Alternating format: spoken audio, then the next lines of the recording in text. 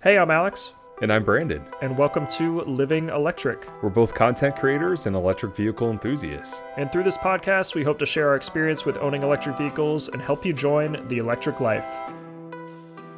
Hey everyone, welcome back to Season 3, Episode 3. We are talking about holiday traveling. It's kind of hard to believe that the holidays are here already. Seems like 2021 literally just began. And We're here again. I know, it's crazy. We've been so busy this year with like weddings and stuff, and now we got this slight break, and now we're just getting right into all the holiday travel. So it's been an interesting year for sure, but glad we're back and able to do some of this stuff again. Yes, absolutely. And it sounds like you have some traveling that you're going to be doing. Yeah, we were just doing some brainstorming here, and Brandon doesn't do much traveling over the holidays because I think a lot of your family lives pretty close, but Yep. My family lives over in Indianapolis, and I live in Columbus now, so usually got to travel over there to see them, and then my fiance's family lives in Upper Sandusky, so we usually bounce between the two depending on what our travel plans are. So it's always fun traveling across the Midwest during the holidays. So we'll get into some of the kind of tips I have for people that might be doing something similar to me, kind of taking those longer road trips. I certainly don't have it the worst. It's not a crazy far drive, but it's certainly farther than some people. So we'll get into that. But we also have a question from a listener we got on Twitter. So do you want to chat about that? Yeah. So hopefully I'm pronouncing this correctly. I think it's School from Seattle. I thought it was Seattle. Skull? Yeah. Oh, okay. Well, SKOL, all caps, from Seattle. So maybe if there was two O's, it would be Skull. By the way, let's mention we're recording this in the morning, so waking up. Definitely. Skull from Seattle asked, I'm considering an ID4 for myself and a Leaf for my wife. I want to install a level 2 home charger in our garage. Do you have a recommendation that would handle both vehicles? And I think that's a fantastic question, and I think we're going to be probably seeing this question more people who are looking for this information as more people go electric. Definitely. There are a few dual chargers out on the market. The one that I absolutely recommend, because it's kind of been the original home dual charger, is the one from Clipper Creek. They offer 5 different versions of this home charger. Some of them are hardwired. Some of them you can actually plug into either a NEMA 1450 or a NEMA 650. And the price range between a little bit over $1,300 to about $1,600. So it's relatively reasonable. Yeah. If you think that's technically 2 individual chargers for, put together in terms of pricing. Yeah. The only thing with Clipper Creek is that they are not connected to Wi-Fi. They don't have an app for you to monitor data. Mm-hmm. But they are incredibly rugged. I know that they install these stations in park systems, anywhere that's outdoors, and they tend to hold up very well. The one thing I do want to mention is that they do require a 50 amp breaker, which is kind of standard. But when you have 2 vehicles plugged in, it splits the amperage so it connects to 16 amps for one car and 16 amps for the other. Yeah. So essentially, it will charge the car slower as they're charging together, but it's more powerful than, say, plugging it into a household outlet with a portable charger. So that would be my recommendation. And we could definitely include the link in the description for the show notes. For sure. Yeah, and I think it's actually on a 40 amp breaker if it's split into 16 each. Oh, so yeah, you're right. If one car is plugged in, then it'll get the full power, which is nice because if one car's away, you want to be charging faster. And then if 2 cars plug in, it'll split them between the 2 cars. So it's a good way, especially we generally recommend keep your car plugged in, no matter if it's a trickle charge or whatever. It's better to just keep it plugged in, and this allows you to do that without trying to install 2 separate circuits to your garage. It makes the install a little bit easier. And if you've already got a charger for one of your EVs, this is an easy upgrade because it's going to be the same circuit. It's just adding 2 ports onto it. So Skull from Seattle, hopefully I'm pronouncing that right. That would be my recommendation, especially being an ID4 owner, and actually being in the same situation. We only have one charger for 2 cars. So have you found it difficult with just the one charger? Have you thought about going to a dual port, or are you fine with switching cars around right now? I think I'm fine with switching cars around right now. My only biggest concern is that with it getting colder out there and one car is just sitting unplugged, Yeah. how good is it for the battery? Yeah. Yeah, so that's my only concern, but we really haven't had too many issues, especially with me working from home. I don't have to drive too much. Yeah, for sure. For Yeah, sure. yeah, but Yeah, it has been on my mind whenever we do get a new garage to get a dual charger for both cars. definitely. Yeah, I think that's definitely preferred if you don't want to like spend the money and worry about like installing a bigger charger or a dual charger or anything like that. The other option is just having one charger and then just trickle charging the other car wherever you can plug in. So, especially if you're not driving one car as often as the other. I'm not sure about your specific situation, but that is an option as well. Yeah, I should probably do that with the Bolt. Poor car just kind of sits there now. That's all good. Yeah. Yep. Well, are you ready to talk about holiday travel tips? Yeah. First off, I'll mention we did do an episode on just winter driving in general. Episode 1 of this season, just a couple weeks ago. So if you want to kind of learn more of that stuff, I would suggest you listen to that video. But we'll be giving kind of some additional tips. Sorry, not chips. Chips sound good. Some additional tips for winter travel, especially the holiday travel. There's tons of holidays around this time, so there's going to be a lot more people on the road. It's going to be more crowded. Kind of some things I look for and things to think about. But what are kind of the top 3 things you think people should take away from our episode a few weeks ago? So there's a saying in the EV community, ABC, always be charging. That's right. Yep, always be charging. Always precondition your vehicle as well as the battery before you go on a trip. Yep. Recommend when it is preconditioned, keep it plugged in. And then always check your tire pressure, which is something every driver should know. Definitely. So those are definitely the top 3 to kind of look for. But if you want some more tips, go listen to our other episode because we kind of dove deeper on that. But for winter travel specifically, I'm very like type A personality. I like to plan everything out. I know that's not what everybody likes to do, but that always gives me a lot of peace of mind when I am traveling. So that's probably the number one thing I would recommend to you, especially if this is your first like holiday with an EV and you're doing a lot of big traveling, is just plan. Just really do a lot of research about where you're traveling, what charging options are there, kind of understand what your trip is going to look like and have that planned out ahead of time. The biggest thing to think about is charging, obviously. So along the way, roads are going to be more crowded. We're seeing more and more EVs on the road. Luckily, I haven't run into a lot of like crowded superchargers around the holidays yet, but we are in the Midwest. I've seen I've seen some other places where there's like big thoroughfares, lots of people traveling, that there's some backups at superchargers. Have you ever run into issues where like fast chargers have been like double parked with cars and like full of people? Not yet, but I'm sure it's going to happen. Yeah. Yeah. I have seen some photos like on Twitter where like Electrify America stations are like totally full. And, Wow. But I haven't seen lines yet. Okay.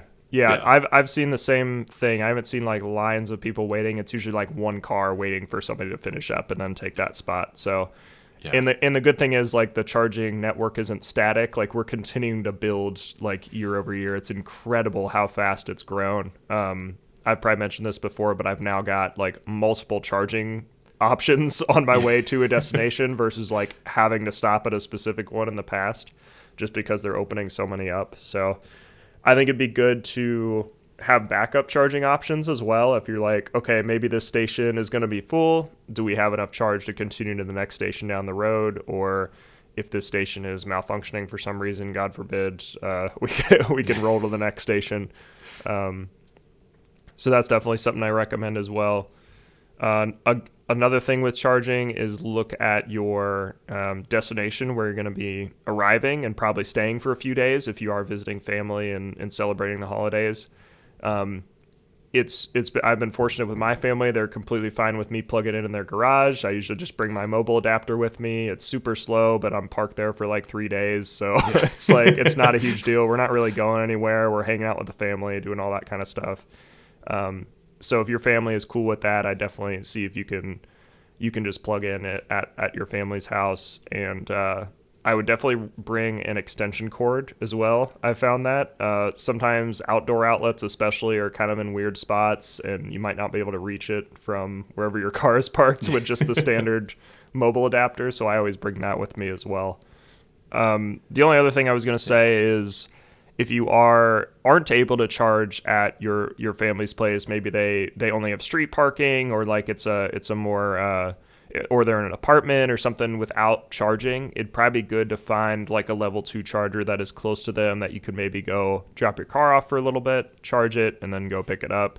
I know that's not ideal, but it's going to be easier than trying to like find an outlet or just leave it parked and end up running out of charge or something like that. Yeah. And then just finding fast chargers around the area as well. If there are some kind of close to where you're staying, that's a good option as well. Just go to fast charge for a little bit, go grab a quick bite to eat, and then head back home. So lots of different options out there. I've been impressed with just the different ways you can charge, and that's like part of the reason I got into an EV is like I kind of nerded out about the different ways you could fuel up your car, which I thought is so cool. So there's definitely a lot more options out there than you would probably think. Oh, absolutely. Yeah, I got into a conversation recently with somebody about like hydrogen fuel cells. Mm-hmm. And the thing with EVs is, like you mentioned, just plug it into a household outlet. Like there's electricity everywhere. Like exactly. You have options. Yeah, that's like one of the biggest advantages, I think, is like a lot of the infrastructure is there already. We've got this nationwide network of transmission lines that's sending power everywhere. We've got every home has electricity in the U.S. Like, I don't know of any home that doesn't now. Like, it's a modern amenity that everybody has, and upgrading that can be difficult, but like it's possible. Whereas like some of these other fuel sources, it's kind of we're stuck.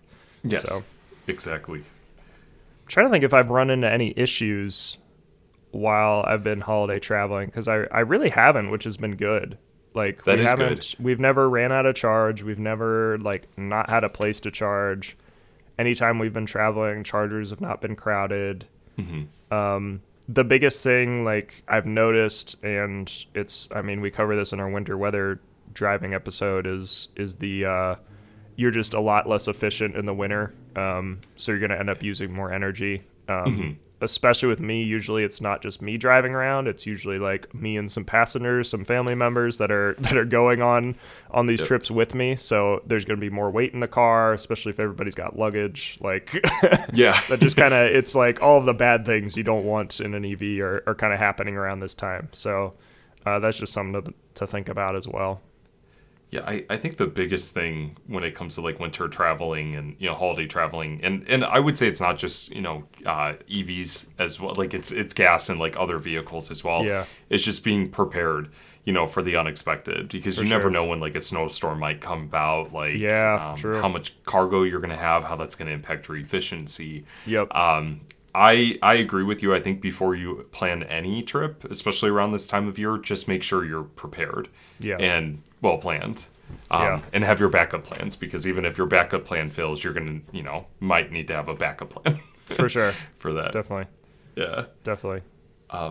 The biggest thing that I've noticed, I will say, besides not having experience with holiday traveling, even though maybe one day I will, at least for holiday traveling in general, the roads are more crowded. I definitely have noticed that there's a lot more intense drivers out there. I don't know if it's just that, like, I have to get to my destination and no one else matters type of driving. Yeah.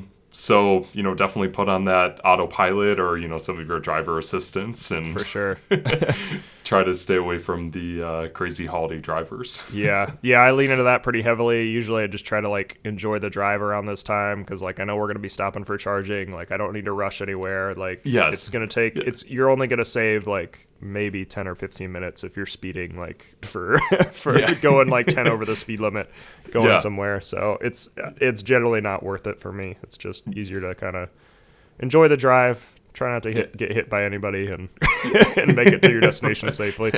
Yeah, exactly. You actually just made me think of something. So last year, I don't know if you've done this yet. Do you like to drive around and like look at like like house lights and like for sure, yeah. So I will say one of the best thing about driving EVs during the holidays is that because they don't make engine sounds, you can roll down the windows and you can hear all the music like the homes are playing. And Oh, yeah, that's really you can, cool. to me, I think it's more peaceful because you get to hear the whole experience. Yeah, you're not hearing this this engine rumbling up in front of you. Yeah. Exactly. Yeah. So that's probably one of the best things for me during the holidays. Yeah, that's really cool. Yeah, I never Driving even an thought EV. about that. What about getting into some discussions with family members you might not see all the time about your Oh, EV?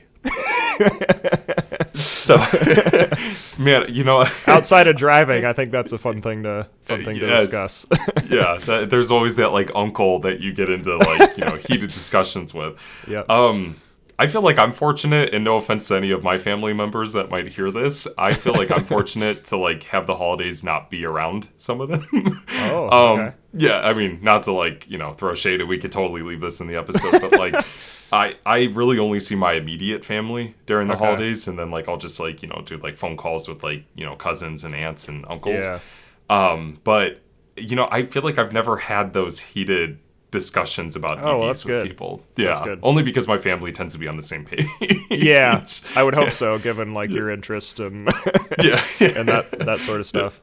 What about you? Have you had any heated conversations? Or? No, I've been really fortunate as well, which has been good. Like, there was some skepticism, like when I initially bought my car, which was interesting because I bought it. I bought it. It's almost 2 years to the day of when I Wow. bought my car initially, and it was right before Thanksgiving. Literally, as soon as I bought my car, like Thanksgiving was that following weekend. So, Wow. so immediately after I bought it, my family was super skeptical. They're like, "Where are you gonna charge it? Like, are you gonna be able to make it like home to Indianapolis?" Like, they were worried about a lot of stuff, but like they knew I had done research on it. Like, they trusted me, which was good.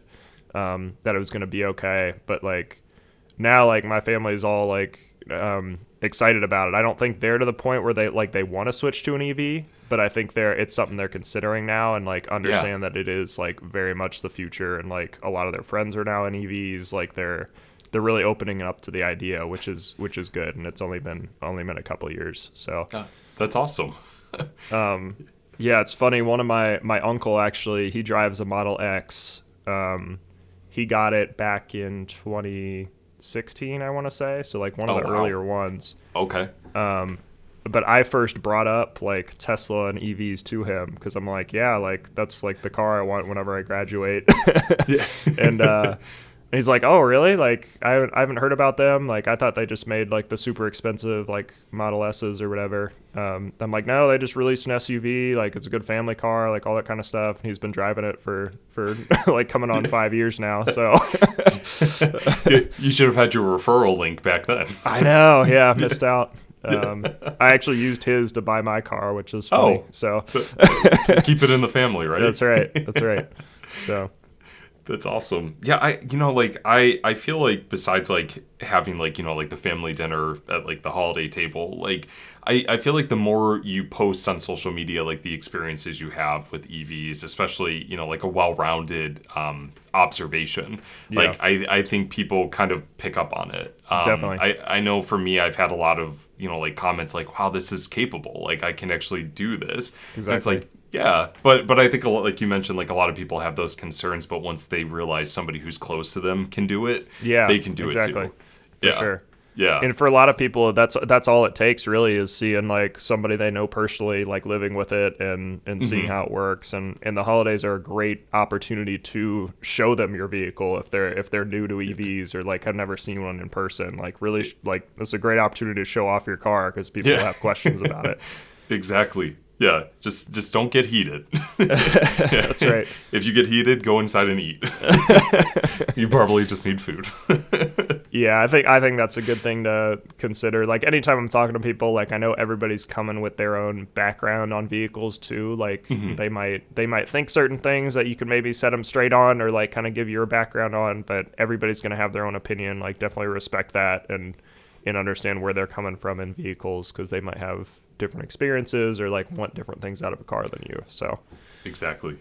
yeah, it was fun when we went to Mallory's Thanksgiving a couple of years ago. It was soon after I had bought my car, and we went to. They have like their big Thanksgiving on Saturday, like where the whole family comes. And they had all never ridden in Teslas before, So they're in like a rural area, which is good. So I brought it out to one of the like country roads out there, Oh, and just cool. like launched it a couple times for them. They were like all blown away. So that was cool to see.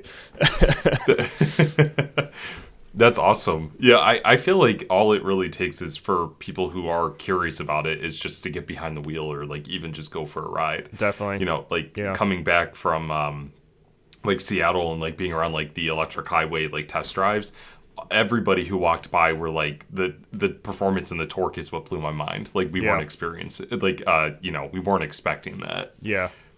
Yeah. Which I think that's got to be the number one thing, like when people first drive it, because they're expecting like a golf cart, like Yes. like a little get up and go, but it's not like the punch you're expecting. So Yeah. that's always fun seeing people's first reactions. Oh, that's awesome. Well, maybe we can make it a thing. Well, if I ever get, family time during the holidays besides like immediate family, we should do like holiday test drives. It could be like, that'd be fun. We could have like cute music and everything and just launch it down the street. Yep. No, okay. Before we end today's episode, I need to know, because a lot of people decorate their cars for the holidays. They'll put decorations, and I've even seen like lights that people put around the top of their car. Oh man.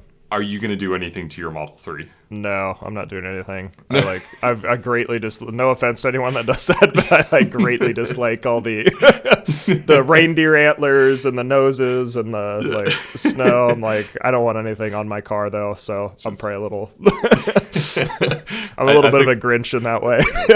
I think I might get you eyelashes. I feel like your car deserves eyelashes. It might deserve them, but I don't want them on there.